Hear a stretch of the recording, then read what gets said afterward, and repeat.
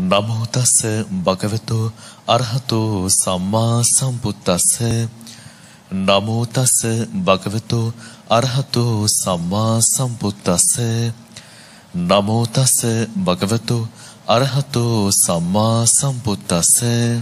බුද්ධං සරණං ගච්ඡාමි.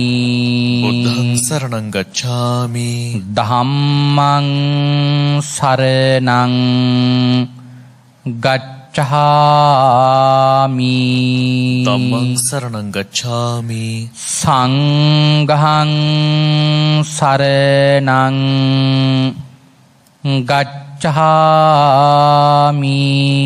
සංඝං සරණං ගච්ඡාමි. ဒုတိယံ පි බුද්ධං සරණං ගච්ඡාමි. ဒုတိယံ පි බුද්ධං සරණං ගච්ඡාමි. ဒုတိယံ පි ධම්මං සරණං ගච්ඡාමි. ဒုတိယံ පි ධම්මං සරණං ගච්ඡාමි. ဒုတိယံ පි සංඝං සරණං ගච්ඡාමි. ဒုတိယံ පි සංඝං සරණං ගච්ඡාමි. တတိယံ පි බුද්ධං සරණං ගච්ඡාමි. တတိယံ පි බුද්ධං සරණං ගච්ඡාමි. တတိယံ පි ධම්මං සරණං ගච්ඡාමි. တတိယံ පි ධම්මං සරණං ගච්ඡාමි. တတိယံ පි සංඝං සරණං ගච්ඡාමි. တတိယံ පි සංඝං සරණං ගච්ඡාමි. පානාති පාතා වේරමණී සික්ඛාපදං සමාදියාමි. පාණාතිපාතා වේරමණී සික්ඛාපදං සමාදියාමි. අදින්නාදානා වේරමණී සික්ඛාපදං සමාදියාමි. අදින්නාදාන වේරමණී සික්ඛාපදං සමාදියාමි. කාමීසු මිච්ඡාචාරා වේරමණී සික්ඛාපදං සමාදියාමි. කාමේසු මිච්ඡාචාරා වේරමණී සික්ඛාපදං සමාදියාමි. මුසාවාදා වේරමණී සික්ඛාපදං සමාදියාමි. මුසාවාදා වේරමණී සික්ඛාපදං සමාදියාමි. සුරාමීරය මජ්ජපමා දට්ඨානා වේරමණී සික්ඛාපදං සමාදියාමි. සුරාමේරය මච්චපමා දට්ඨානා වේරමණී සික්ඛාපදං සමාදියාමි. අප්පමාදේන සම්පාදේත. ආමභන්තේ සාදු සාදු සාදු. සමන්ත චක්ඛවාලේසු අත්‍රා ගච්ඡන්තු දේවතා සද්ධම්මං මුනි රාජස්ස සුනන්තු සග්ග මොක්ඛදං ධම්මස්සවන කාලෝ අයං බදන්තා ධම්මස්සවන කාලෝ අයං බදන්තා ධම්මස්සවන කාලෝ අයං බදන්තා සාදු සාදු සාදු නමෝ තස්ස භගවතු අරහතු සබ්බ ධම්මේසු අප්පටිහත ඥානචාරස්ස දස බලදරස්ස චතු වේසාරජ්‍ය විසරදස්ස සබ්බ සත්තුත්තමස්ස ධම්මිස්ස රස්ස ධම්ම රාජස්ස ධම්මත්සාමිස්ස තථාගතස්ස සබ්බඤුනෝ සම්මා සම්බුද්දස්ස සාදු සාදු නමෝ තස්ස භගවතු අරහතෝ සබ්බ ධම්මේසු අප්පටිහත ඥානචාරස්ස දස බලදරස්ස චතු වේසාරජ්‍ය විසරදස්ස සබ්බ සත්තුත්තමස්ස ධම්මිස්ස රස්ස ධම්ම රාජස්ස ධම්මත්සාමිස්ස තථාගතස්ස සබ්බඤුනෝ සම්මා සම්බුද්දස්ස නමෝ තස්ස භගවතු අරහතෝ සබ්බ ධම්මේසු අප්පටිහත ඥානචාරස්ස දස බලදරස්ස චතු වේසාරජ්‍ය විසරදස්ස සබ්බ සත්තුත්තමස්ස ධම්මිස්ස රස්ස ධම්ම රාජස්ස ධම්මත්සාමිස්ස තථාගතස්ස සබ්බඤුනෝ සම්මා සම්බුද්දස්ස උතුම් භාග්‍යවතුන් වහන්සේට මාගේ උතුම් නමස්කාරය වේවා. ධම්ම ස්වාමී ලෝක ස්වාමී භාග්‍යවතුන් වහන්සේට අයිති ධර්මයක් දේශනා කරන මේ වෙලාවේ මාගේ මොවින් වැරදි වචනයක් පිට නොවේවා, මිත්‍යා දෘෂ්ටික වචනයක් පිට නොවේවා, මගේ අදහසක් ධර්මයට විරුද්ධව පිට නොවේවා. උතුම් වූ භාග්‍යවතුන් වහන්සේගේ සත්‍යමෝ බුද්ධ වචනය භාග්‍යවතුන් වහන්සේ සතුට වෙන ආකාරයට දේශනා කරන්න මට ශක්තිය ලැබේවා. ඒ සඳහා සියලු ආර්යයන් වහන්සේලාගේ අනුග්‍රහය ලැබේවා. සියලු සත්පුරුෂයන් වහන්සේලාගේ අනුග්‍රහය ලැබේවා. සියලු ශාසන ආරක්ෂකයන් වහන්සේලාගේ අනුග්‍රහය ලැබේවා. හැම දිනාටම භාග්‍යවතුන් වහන්සේගේම ධර්මය අවබෝධ කරගෙන උතුම් චතුරාර්ය සත්‍ය ධර්මයම අවබෝධ කරගනිත්වා. සාදු සාදු සාදු.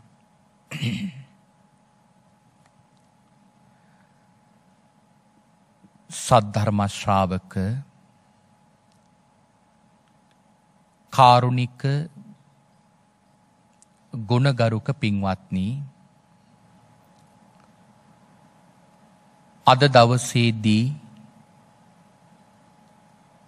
පින්වත් හැම දෙනාම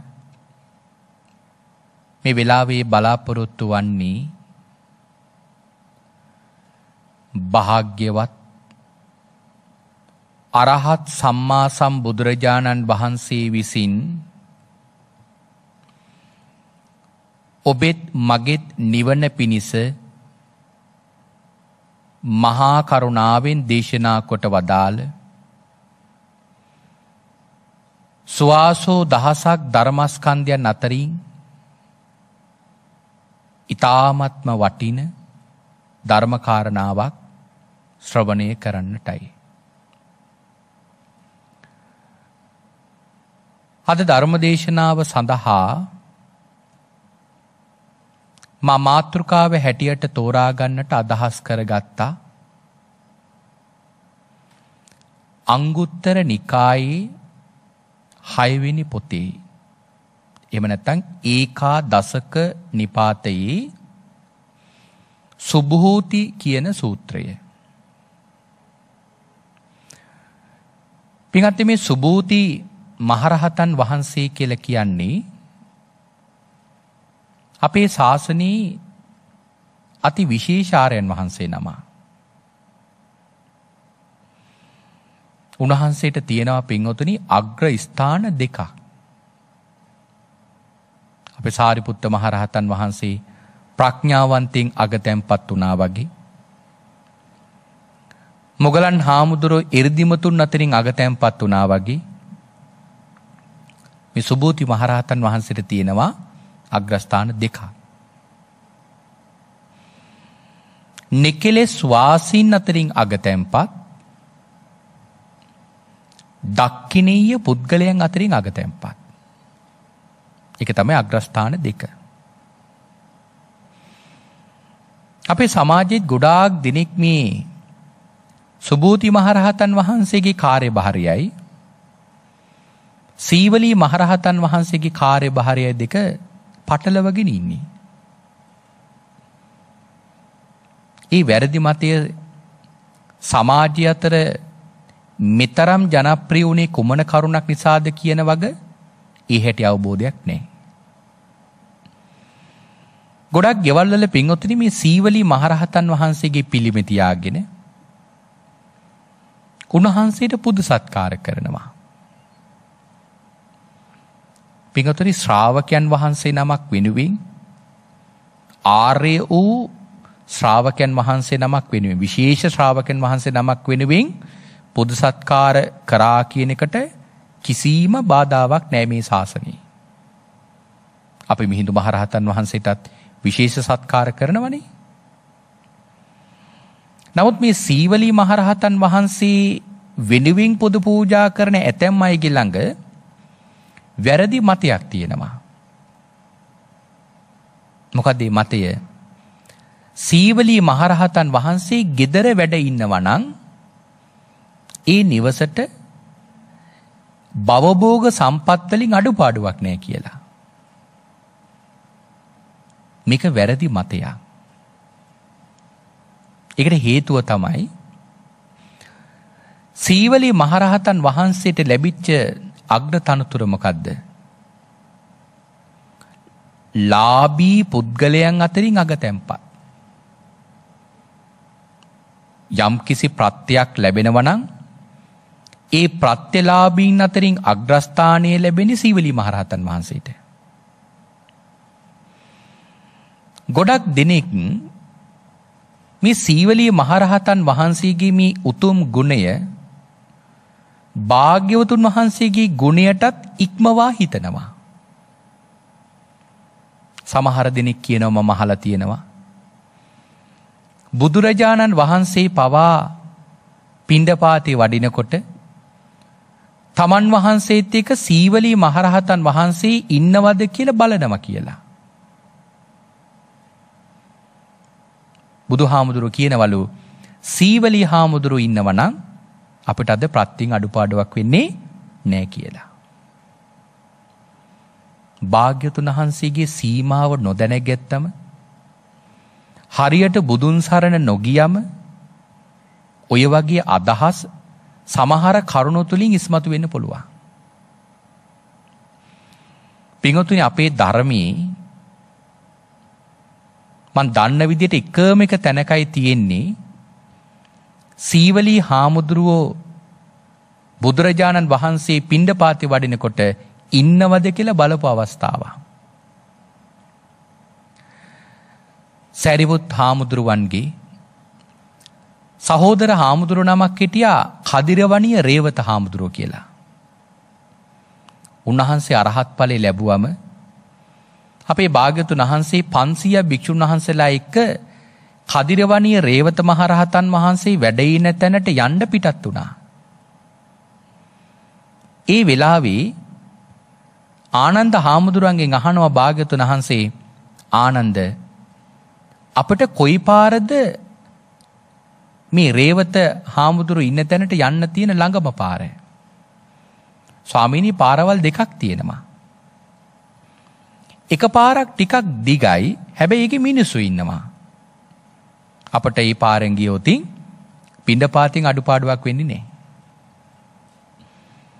හැබැයි ස්වාමීනි තව පාරක් තියෙනවා, ඒක ඊටාම ළඟයි, හැබැයි ඒකේ මිනිස්සු නැහැ. එහෙම ගියොත් අපට ප්‍රත්‍ය වලින් අඩුපාඩුවක් වෙන්න පුළුවන්. භාග්‍යවතුන් වහන්සේ ওই පාරෙන් යන්න තීරණය කරලා ආනන්ද හාමුදුරන්ගෙන් අහනවා, ආනන්ද අපිත් එක්ක සීවලී ඉන්නවද? ඉන්නවා කියනවා. එහෙනම් අපි යමු කියනවා. පින්වතුනි, ඔතනදී බුදුරජාණන් වහන්සේ කළේ මොකද්ද? අපේ මේ ශාසනයේ සැබෑ ආර්ය ශ්‍රාවකයන් ළඟ තියෙන විශේෂ ගුණයක් තියෙනවා. විශේෂ ලක්ෂණයක් තියෙනවා. ඒ ලක්ෂණය තමයි පින්වතුනි මේ ශාසනයේ කිසිම ශ්‍රාවකෙක් භාග්‍යවතුන් වහන්සේගේ සැබෑ ආර්ය ශ්‍රාවකෙක් කවදාවත් මේ තමන්ගේ ළඟ තියෙන ගුණ තව කෙනෙකුට ඇඟවෙන්නවත් ඉඩ තියන්නේ නැහැ. ඒක අපේ ශාසනයේ ශ්‍රාවකයන් ළඟ තියෙන විශේෂ ලක්ෂණයක්. තමන්ගේ ළඟ තිබෙන සීලේ ගුණයක් තියෙනවා නම්, තමන් යම් කිසි මාර්ගඵලයකටපත් වෙලා ඉන්නවා නම්, තමන් යම් කිසි දුතාංගයක් දරනවා නම්, කවදාවත් පින්වතුනි ඒ තමන්ගේ ළඟ තියෙන ගුණ මට මෙහෙම ගුණයක් තියෙනවා කියලා වංචනික අදහසකින්වත් කාටවත් කියන්නේ නැහැ. ඒක විශේෂ ලක්ෂණයක්. සීවලී මහරහතන් වහන්සේ මේ ලාභීන් අතරින් අගතැන්පත් වුණා කියලා කිව්වට උන්වහන්සේ ලාභීන් අතරින් අගතැන්පත්ද කියන එක ශ්‍රාවකයෝ දන්නේ නැහැ. එදා භාග්‍යවතුන් වහන්සේ මොකද්ද කළේ? අර සීවලී මහරහතන් වහන්සේගේ ළඟ තිබිච්ච ගුණය ඉස්මතු කරන්න ඕන කමටයි භාග්‍යවතුන් වහන්සේ එහෙම කළේ. නැත්නම් එදා බුදුහාමුදුරුවෝ වඩිනකොට බුදුහාමුදුරන්ට දාන්නේ නොලැබෙනව නෙවෙයි. නමුත් භාග්‍යවතුන් වහන්සේ ඒ වෙලාවේ කළේ මොකද්ද? අර ශ්‍රාවකයන් වහන්සේගේ ළඟ තිබිච්ච ගුණය අනිත් අයට ඉස්මතු කරලා පෙන්වුවා. ওই වගේ ගොඩාක් අවස්ථා තියෙනවා. මම තව උදාහරණයක් කියන්නම්. අපි සරියුත් මහරහතන් වහන්සේ. පිටුතරේ සරියුත් මහරහතන් වහන්සේ පිළිබඳව තිබිච්ච ප්‍රකටම මතය අදටත් ඒ මතය හැමම තියෙනවා. ගොඩාක් දෙනෙක් අතර තියෙන මතයක් තමයි සරියුත් හාමුදුරුවන්ට වැඩිපුර 이르දි ප්‍රතිහාරය පාන්න බෑ කියලා.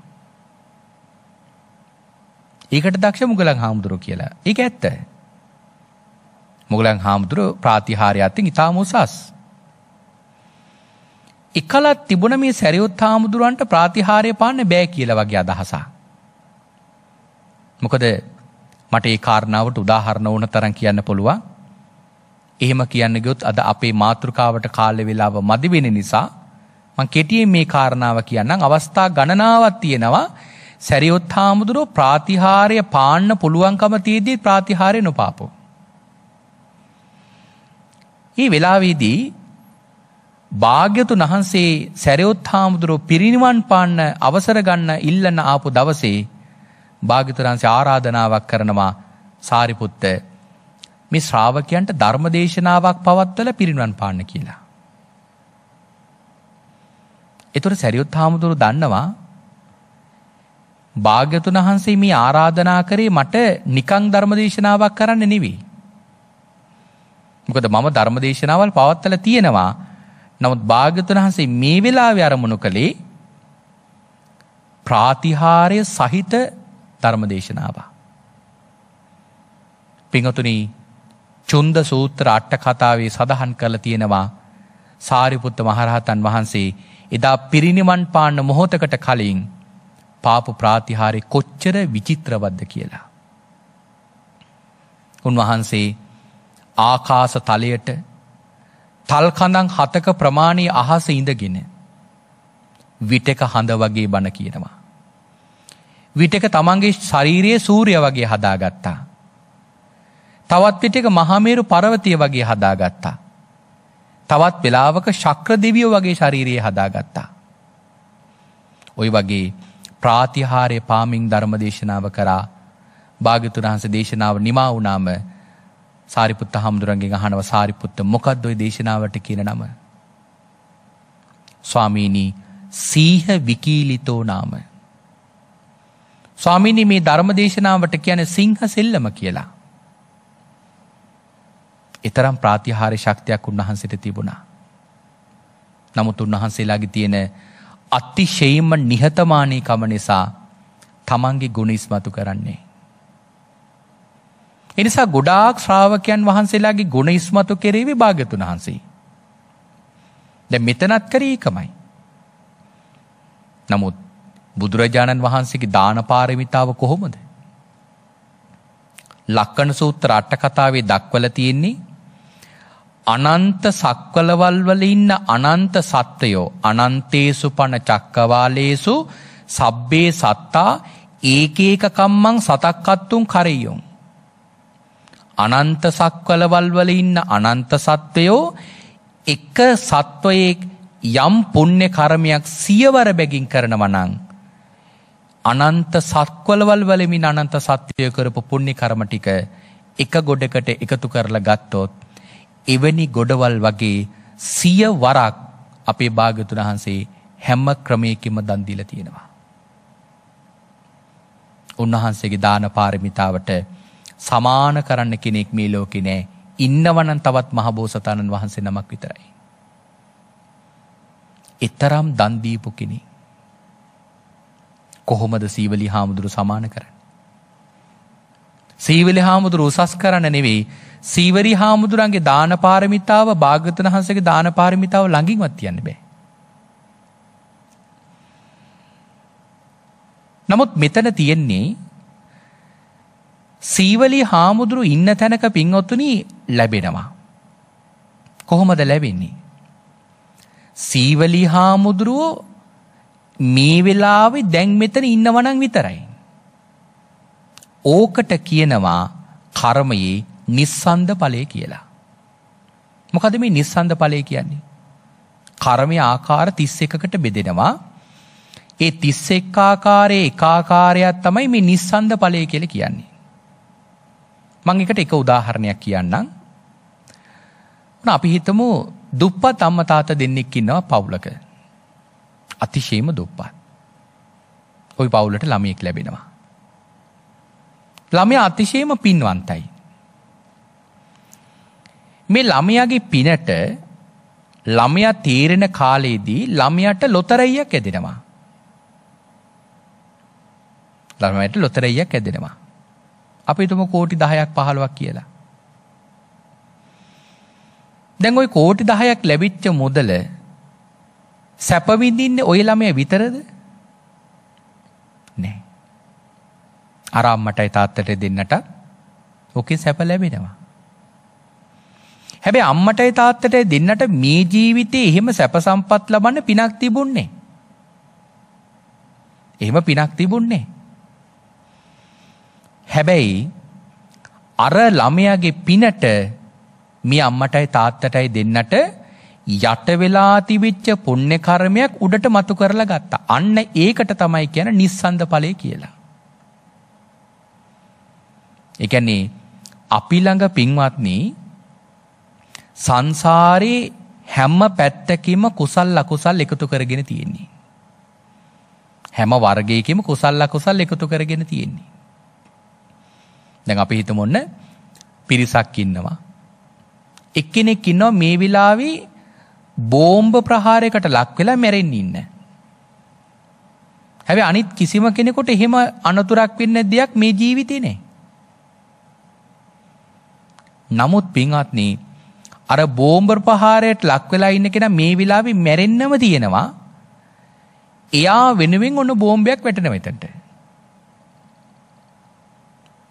හැබැයි ওই බෝම්බෙට අහුවෙලා මැරෙන්නේ එයා විතරක් නෙවෙයි.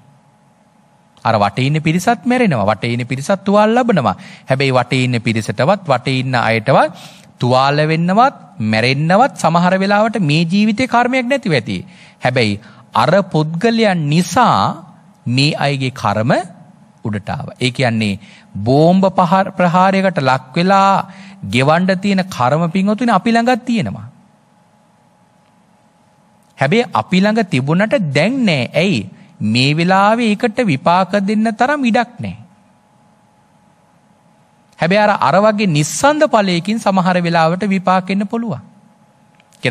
සමහරලාට ජීවිත 1000කින් එහාට විපාක දෙන තියෙන එකක් මේ වෙලාවේ උඩට එන්න පුළුවන්.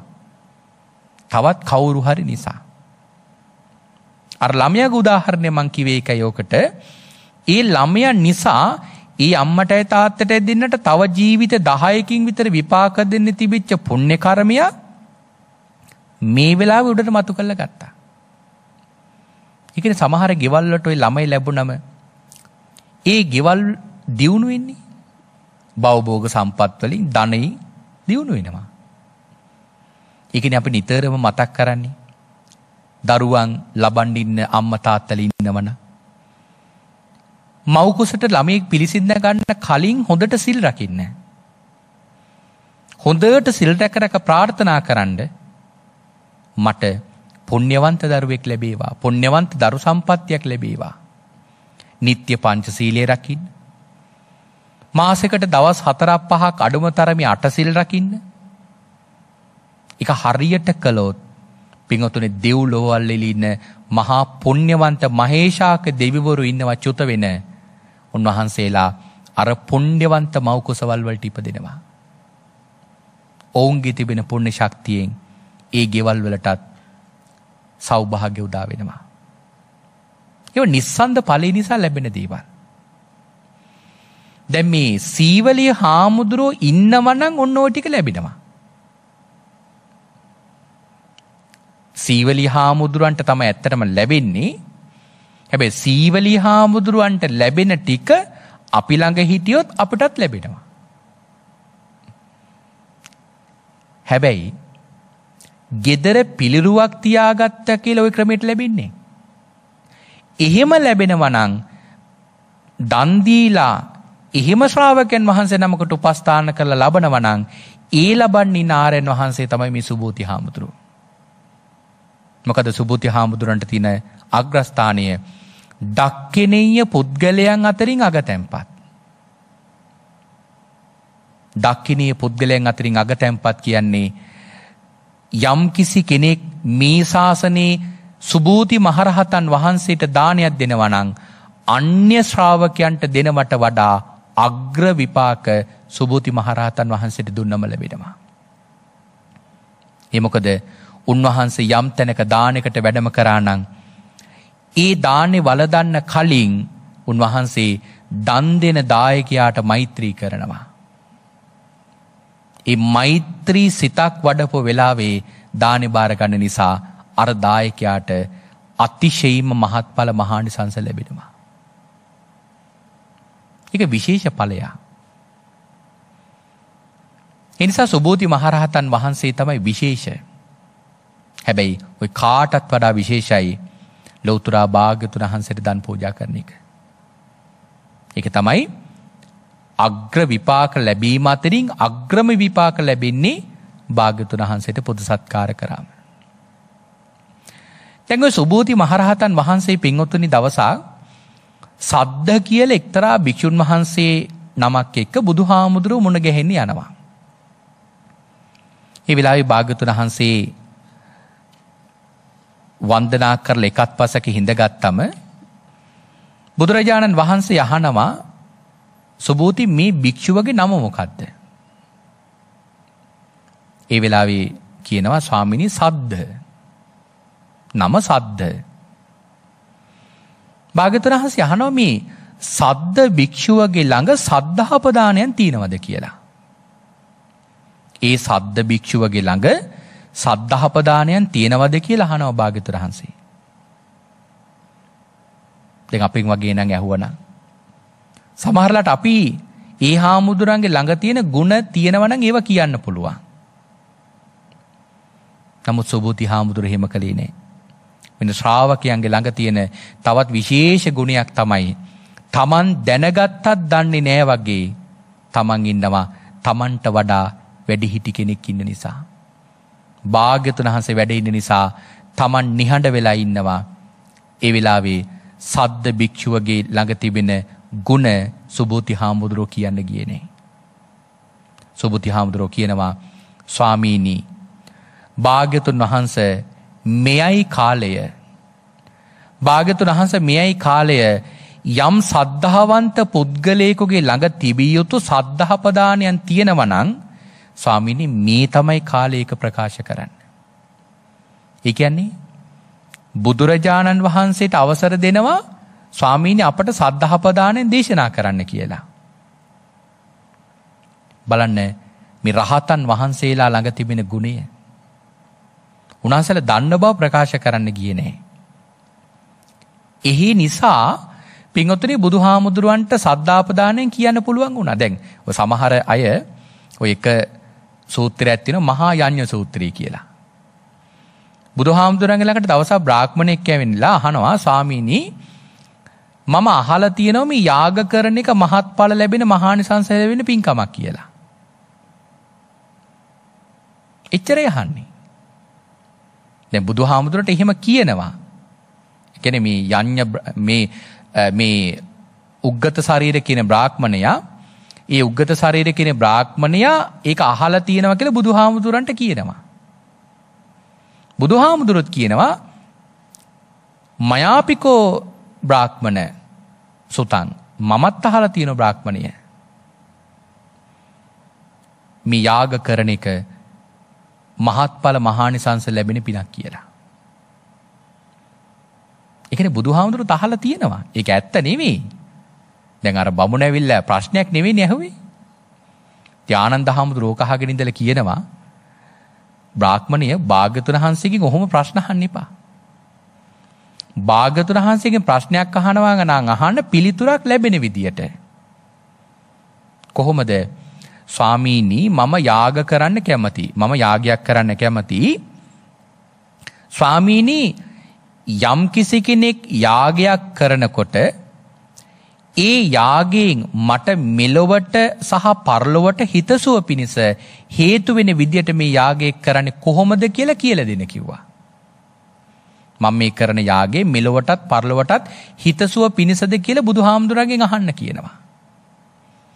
දැන් කවුරු හරි කෙනෙක් ඇවිල්ලා කෙනෙක් කියනවා නම් මම මෙහෙම ටිකක් දන්නවා කියලා කිව්වොත් පිටුතරි දන්න කෙනෙකුට කියලා දෙන්න වැඩක් නැහැ නේ. ඉතින් ඒ නිසා බුදුහාමුදුරන්ගේ ප්‍රශ්නයක් අහනකොට පිළිතුරක් ලැබෙන විදියට අහන්න ඕන.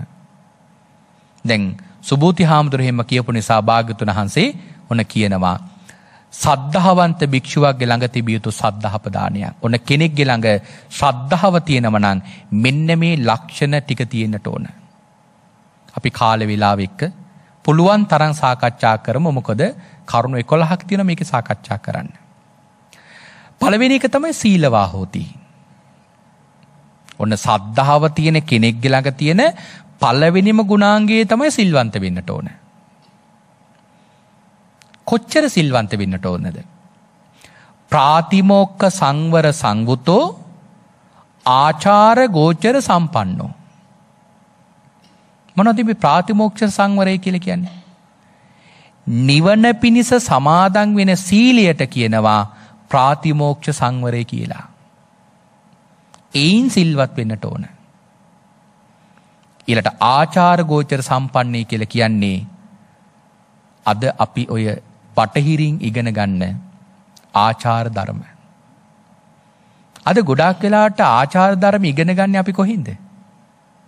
බටහිරින්. නමුත් මේ පෙරදිග සංස්කෘතිය තුළ තමයි ආචාර ගෝචර පින්වතුනි උසස් ආකාරයට තිබුණේ. ඔය දහම් පාසල්වල පව උගන්වනවනේ සිරිත් මල් දම. අපි කොහේවත් උගන්වනවද මේ ආචාර ගෝචර ඉගෙන ගන්න මේ සිරිත් මල් දම? නෑ. සාමාන්‍ය සරල භාෂාවකින් ලියපු කවි පෙළක්.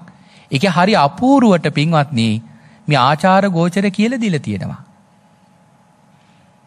භාග්‍යතුන් වහන්සේ ධර්මයේ තුල අතිශයින්ම උසස් ආචාර ගෝචර කියලා දීලා තියෙනවා.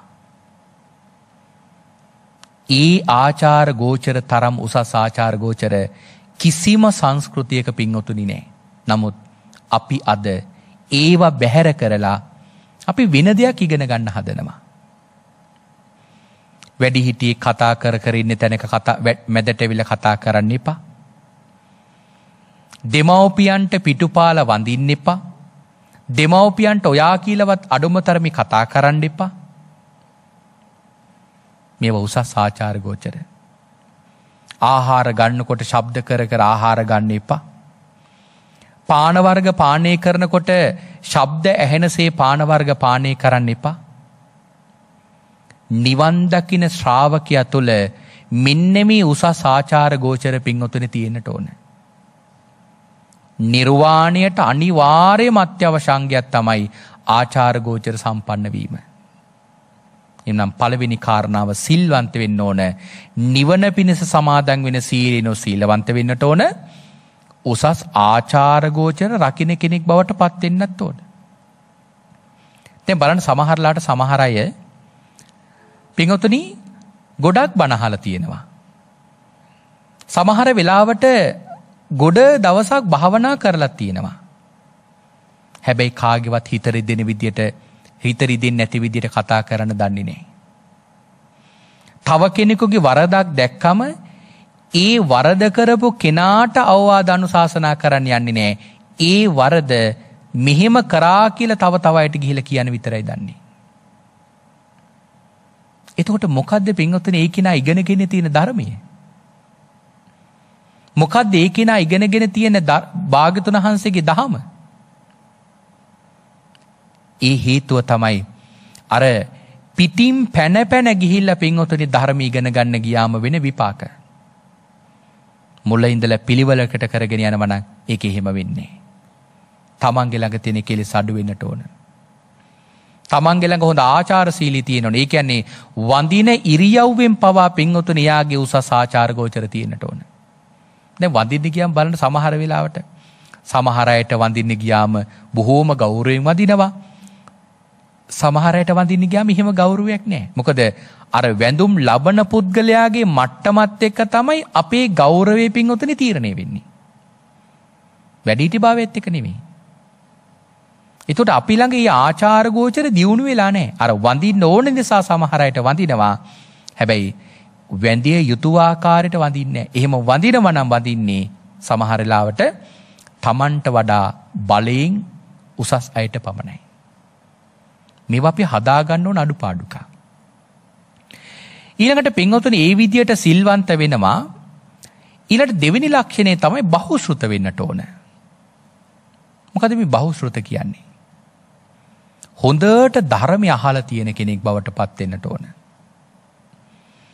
මොකද බණ අහන්න ධර්මයේ දැනගන්න ධර්මයේ ඉගෙන ගන්න තමයි මේ අපි ළඟ තිබෙන බොහෝ අඩුපාඩුකම් පින්වතුනි සකස් කරගෙන මේ මාර්ගය හරියට දැනගන්න පුළුවන් කමක් ලැබෙන්නේ. පළවෙනිම දේ තමයි හොඳට බණ අහන්න ඕන. අපි හිතමු යම්කිසි කෙනෙක් ඔන්න බණ සසරේ හොඳට අහලා පුරුදු කරලා තියෙනවා. ඒ පුරුදු කරපු කෙනෙක් වුණත් මේ ආත්ම භාවයේ ආයමත් මුල ඉඳලා ධර්මයේ අහන්න පටන් ගත්තේ නැති වුණොත් ඒ කෙනාට මේ මාර්ගය වර්ධිනවා. ඒකට හොඳම උදාහරණය තමයි දේවදත්ත හාමුදුරුවෝ. අපේ පින්වතුන් අහලා තියෙනවද දේවදත්ත හාමුදුරුවෝ කවදාවත් සිල්පදයක් කඩාගෙන තියෙනවා? දේවදත්ත හාමුදුරුවෝ කවදාවත් සිල්පද කඩාගෙන නැහැ. කිසිම දවසක උන්වහන්සේ සිල්පද කඩාගත්තේ නැහැ. හොඳට සිල් රැක්කා. ඒ නිසානේ හිත සමාධිගත කරලා ධානය වඩන්න පුළුවන් උනේ. එහෙනම් දේවදත්ත හාමුදුරුවෝ අවීචිට ගියේ. දේවදත්ත හාමුදුරුවෝ අවීචිට ගියේ සිල්පද කඩාගෙන නෙවෙයි බණ අහපො නැති නිසා.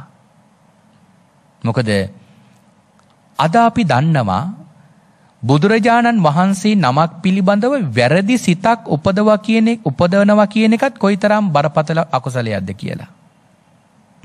වචනෙන් කියන්න ඕනේ භාග්‍යතුන් වහන්සේ පිළිබඳව වැරදි සිතක් උපදනවා කියන එකත් කොයිතරම් බරපතල අකුසලයක්ද කියන එක අපි දන්නවා. නමුත් දේවදත්ත හාමුදුරුවෝ දැනගෙන හිටියද?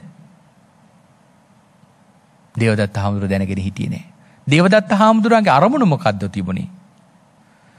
බුදුරජාණන් වහන්සේව මරලා කවදා හරි දවසක තමන් බුදු වෙනවා කියලා. අපි පින්වතුන් හිතනවාද ඒක එහෙම කරන්න පුළුවන් කියලා? බෑ. ඇයි අපි ඒක බැරි කියලා දන්නේ? අපි බණ අහලා තියෙන නිසා. එහෙනම් අපි තරම්වත් දේවදත්ත හාමුදුරුවෝ බණ අහලා නැහැ. කොයි භවයේද? ඒ භවයේදී. නමුත් දේවදත්ත හාමුදුරුවෝ කියන්නේ කවුද? මහා කල්පය අසංඛ්‍ය දෙකක් සසරේ පිංගොතුනි පාරමිතා පුරපු උත්තමී. හැබැයි උන්වහන්සේ අනාගතයේ පසේ බුදු වෙන්න ඉන්න උත්තමී සාරිපුත්ත මහරහතන් වහන්සේටත් වඩා ගුණාධික උත්තමී. නමුත් ඒ ජීවිතේ බණ අහපො නැති නිසා උන්වහන්සේ මාර්ගය වරද්දගත්තා. එහෙනම් මේ බණ අහනවා කියන එක අතිශයින්ම වැදගත්. ධර්මයේ ශ්‍රවණය කරන තමයි පින්වත්නි අපේ තියෙන හැම අඩුපාඩුවක්ම හරියට හැදෙන්නේ. ඔයද ගොඩාක් වෙලාට ධර්මයේ පව අඩුපාඩුකම් කියනවනේ සමහර අය. හොඳට හොයලා බලන්න මේ අඩුපාඩුකම් කියන කවුරුවත් හරියට ධර්මයේ කියවලා නැහැ. ධර්මයේ හරියට කියවුවා නම් කවදාවත් මේක අඩුපාඩුකම් පේන්නේ නැහැ. ඊළඟ තුන්වෙනි ලක්ෂණය තමයි කල්යාණ මිත්‍රයන් කෙරෙහි දක්වන නැඹුරුතාවය. මේකට කියනවා කල්යාණ සම්පවංකතා කියලා.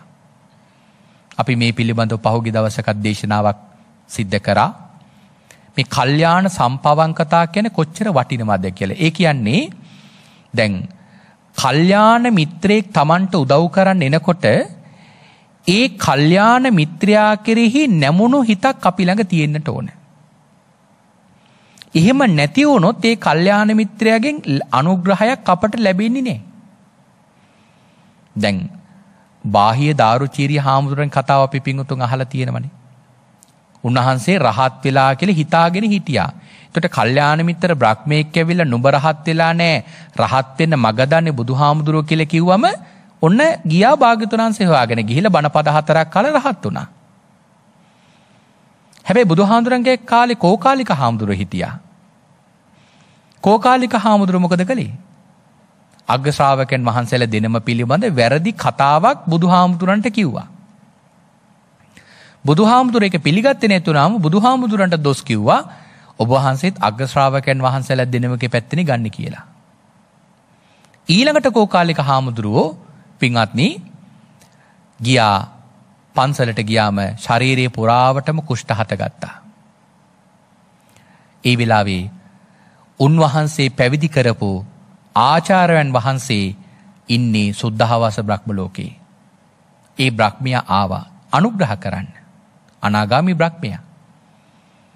ඇවිල්ලා කරුණ කියනකොට කෝකාලික හාමුදුර අහනවා නුඹ කවුද කියලා. එතකොට කියනවා ස්වාමීනි මං ඔබ වහන්සේ පැවිදි කරපු උපාධ්‍යයන් වහන්සේ.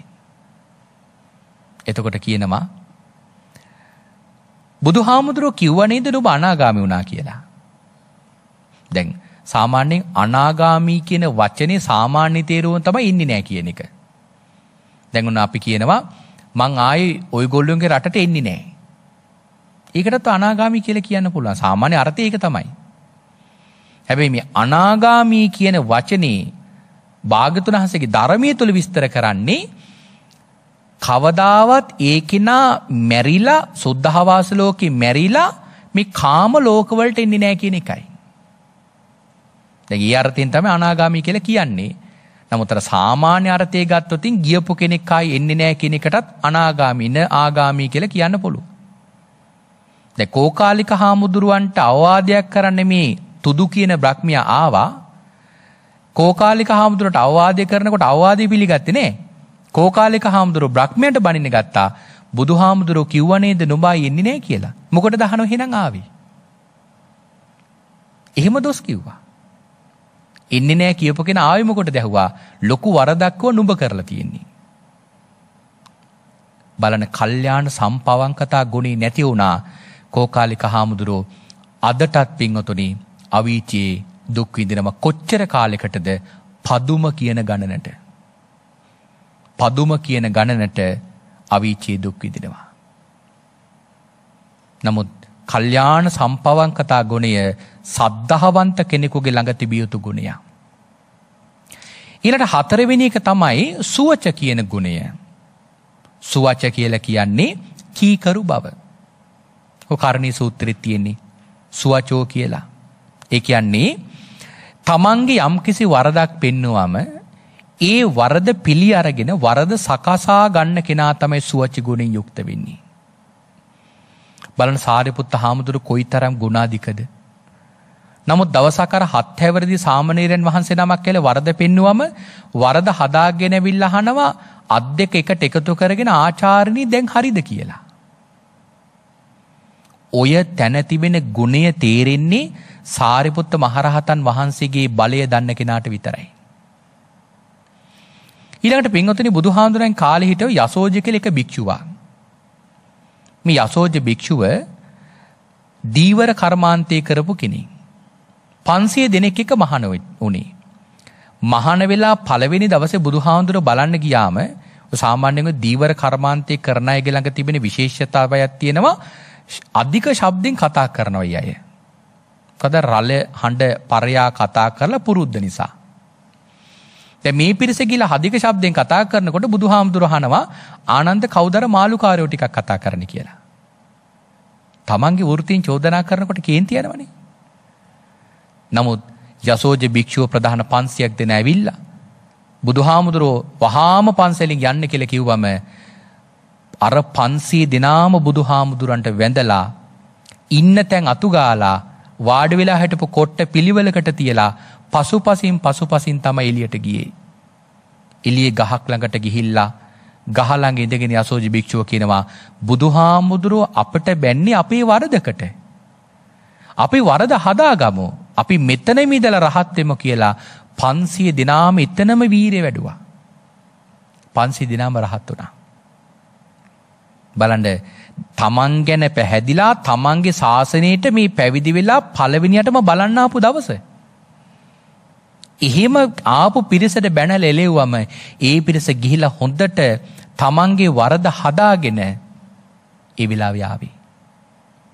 බණ සුවච කියන ගුණය කොච්චර වැදගත්ද පින්වතුනි මේ නිර්වාණ අවබෝධයට. ඊළඟට පස්වෙනි කරුණ තමයි සබ්‍රාහ්මචාරීන් වහන්සේලා කෙරෙහි අතිශයින්ම දක්ෂ කෙනෙක් වෙන්නට ඕන. ඒ කියන්නේ වැඩක් පැවරුවත් ඒක ඊටාම හොඳට කරන කෙනෙක් බවට පත් වෙන්නට ඕන.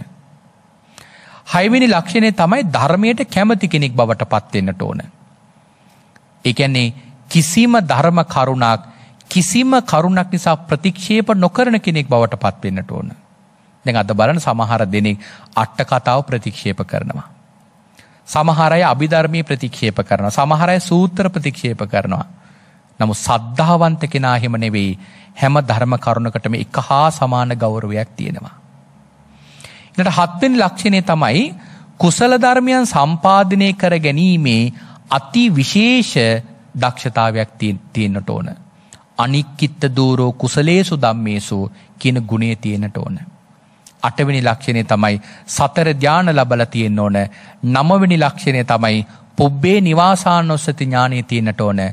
10 වෙනි ලක්ෂණය තමයි දිව්‍යමය ඇස ලැබලා තියෙන්න ඕන. 11 වෙනි ලක්ෂණය තමයි සියලු කෙලෙසුන් නසා රහත් වෙච්ච පුද්ගලයෙක් බවට පත් වෙන්නට ඕන. ඔන්න ඔය 11 වෙනි ලක්ෂණي ලැබපු දවසට ඒ සද්ධාවන්ත භික්ෂුවගේ සද්ධාවට කියනවා අபிසද්දෝ කියලා. අபிසද්දෝ කියලා කියන්නේ ශ්‍රද්ධාවේ ආර්ය භාවයේ තියෙන උපරිම මට්ටම. ඒකට කියනවා අධිගම ශ්‍රද්ධාව කියලා. ශ්‍රද්ධා වර්ග 4ක් තියෙනවා. පසාද ශ්‍රද්ධාව, ඕකප්පමණ ශ්‍රද්ධාව, අධිගමන ශ්‍රද්ධාව, ආගමන ශ්‍රද්ධාව කියලා. ආගමන ශ්‍රද්ධාව තියෙන්නේ සම්මා සම්බුදුරජාන් වහන්සේලා බෝධිසත්ව කාලේ. ඔය අධිගම ශ්‍රද්ධාව තියෙන්නේ පින්වතුනි ආර්යයන් වහන්සේලාට. ඒ කියන්නේ ඒ ශ්‍රද්ධාව තමයි ආර්ය භාවයේ තියෙන කෙලවරම ශ්‍රද්ධාව. ඒ උතුම් ශ්‍රද්ධාව ලබනවා සද්ධාවන්ත භික්ෂුව අන්තිමේදී. තිබෙන මේ ලක්ෂණ 11 මේ සුබූති මහරහතන් වහන්සේ කියනවා ස්වාමීනි සද්ද භික්ෂුවට තියෙනවා කියලා. එහෙම කියවම බුදුහාමුදුරුවෝ සාදු සාදු සුබූති, ඊටාම හොඳයි සුබූති. එහෙනම් සුබූති මන්ත ඔබට මෙන්න මෙහෙම කියන්නම්, මේ සද්ද භික්ෂුවත් එක්කම වාසය කරන්න. සුබූති හාමුදුරන්ට කියන සද්ද භික්ෂුවත් එක්කම වාසය කරන්න. සුබූති යම් දවසක හිතනවා නම් බුදුරජාණන් වහන්සේව බලන් දෙන්න, සුබූති අනිවාර්යයෙන්ම මේ සද්ද භික්ෂුවත් සමග භාග්‍යතුන් වහන්සේ බලන් දෙන්න කියලා විශේෂ වරප්‍රසාදයක් භාග්‍යතුන් වහන්සේ සුබූති හාමුදුරන්ට දෙනවා. එබනම් මේ සද්ධා ප්‍රදානය අප තුළ දියුණු කරගෙන අපේ ශ්‍රද්ධාව දියුණු කරගන්නට මේ උතුම් සද්ධර්ම දේශනාව උපකාරම වේවා කියලා මේ වෙලාවේ සාදු කියා ප්‍රාර්ථනා කරගන්න. හොඳයි, එහෙමනම් අද දවසේදී මේ උතුම් වූ සද්ධර්ම දේශනාව මුළු මහත් ලෝකයා කෙරෙහිම මහත් අනුකම්පාවෙන් දේශනා කරවන්නට සද්ධර්ම දේශනාවේ දායකත්වයෙන් කටයුතු කරනු ලබන්නේ මහරගම ඇරැව්වල අරලිය පුරයේ නම්බර 613 නිවසේ එන්.කේ. ගීතිකාද සිල්වා ඇතුළු පවුලේ පින්වන්ත පිරිසත්, ඒ වගේම පිළියන්දල මකුළුදුව දේවාල පාරේ නම්බර 134 නිවසේ පදිංචි එන්.කේ. චමින්ද සිල්වා ඇතුළු පවුලේ පින්වන්ත පිරිසත් මේ දේශනාවේ දායකත්වයේ දරන්නේ. ඒ පින්වතුන් බලාපොරොත්තු වෙනවා වයලට් කුලසේකර මෑණියන්ට මිට වසර 3කට පෙර මියගිය තුමියටත්, වසර 6කට පෙර මියගිය එන්.කේ. පීටර්ද සිල්වා පියාණන්ටත්, වසර 6කට පෙර මියගිය පොඩිමැණිකේ රණසිංහ මෑණියන් ඇතුළු සංසාරගත සියලු මීගේ ඥාතීන්ට පින්පෙත් අනුමෝදන් කරන්නට බලාපොරොත්තු වෙනවා. එමනම් මේ සියලු දෙනාට මේ පින් අනුමෝදන් වේවා. ඒ හැම දෙනාගේම භවගාමී ජීවිත සුවපත් වේවා ප්‍රාර්ථනා කරන බෝධියකින් උතුම් චතුරාර්ය සත්‍ය ධර්මය අවබෝධ වේවායි සාදු සාදු සාදු කියා අපි ප්‍රාර්ථනා කරමු. ඒ වගේම පත්මිනී මනෝරත්න මෑණියන්ටත්, ඉසුරු සවින්දි, දිමුත්, විශ්මි, මිනාලි, දේවාන් යන කියන මේ දූ දරුවන්ටත් ආශිර්වාදේ කරනවා.